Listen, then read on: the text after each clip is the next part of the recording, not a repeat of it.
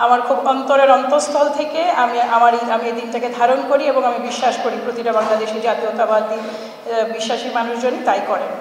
দেখুন, বাংলাদেশ জাতীয়তাবাদী দলের যে মূল চেতনা, বাংলাদেশি জাতীয়তাবাদের চেতনা, সেটাই কিন্তু 7ই নভেম্বর।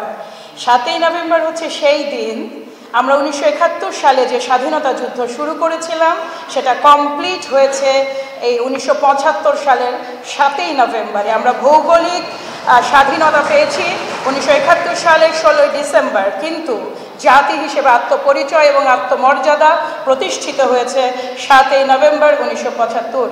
এমনভাবে চেপে রাখা হয়েছিল ইতিহাসটা যে এইটা কিন্তু সেই দিন, যেই দিন একটা জাতি রক্তক্ষয়ী একটা যুদ্ধে যখন একটা সময় পার করে, তার পরবর্তী সময়গুলো কিন্তু খুব ফেভারেবল হয় না ওই দেশ বা ওই জাতির জন্য। সেই বিজয়ী পক্ষ, বিজিত পক্ষ এবং সুবিধাবাদী পক্ষ সবাই এখানে শকুনের মতো ঝাঁপিয়ে পড়ে। এই টানাপোড়েনে থেকে বেরিয়ে আসা যে ফিনিক্স, সেটাই বাংলাদেশি জাতীয়তাবাদ।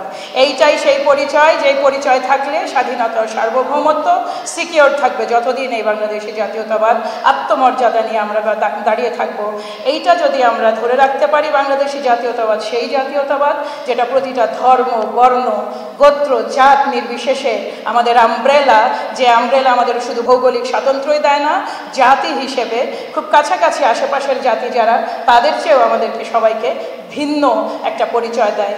আপনারা যারা তরুণ আমাদের সামনে আছেন, কোনো একদিন, কেবল 50 বছর হয়েছে তো, কোনো একদিন দেখবেন এই 7ই নভেম্বরের যিনি প্রণেতা, যার হাত ধরে এই 7ই নভেম্বর এসেছে, তিনি তো কেবল একজন সমরনায়ক বা স্ট্র্যাটেজিস্ট ছিলেন না, তিনি বিশ্বের অন্যতম সেরা রাষ্ট্রনায়ক।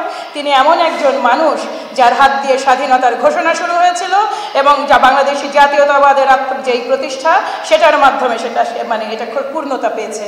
বিশেষ করে তরুণদেরকে বলবো, এই একটা বোধ, এটা কোনো চেতনা নয়, এটা আমাদের অস্তিত্ব, এটা আমাদের পরিচয়। এই পরিচয়কে সামনে এগিয়ে নিয়ে যাওয়াটা আমাদের দায়িত্ব, আমাদের কর্তব্য। এবং আমি বিশেষ করে আবারও বারবার তরুণদের কথা কেন বলছি, কারণ আমরা সেই সময় পার করে এসেছি যখন পাঠ্যপুস্তক থেকেও সরিয়ে দেওয়া হয়েছে। একটা জাতি যখন আত্মমর্যাদা নিয়ে দাঁড়ায়, তাকে শোষণ বা শাসন কোনোটাই করা যায় না। কাজেই ধরে আমরা সবাই ওই দিনের জন্য তাকাই আমার তরুণ বন্ধুদের দিকে, যে তোমরা এই ঝান্ডাটা তো তোমাদেরই হাতে, তোমরা এগিয়ে নিয়ে যাও। ধন্যবাদ সবাইকে। আসসালামু আলাইকুম। বাংলাদেশ জিন্দাবাদ।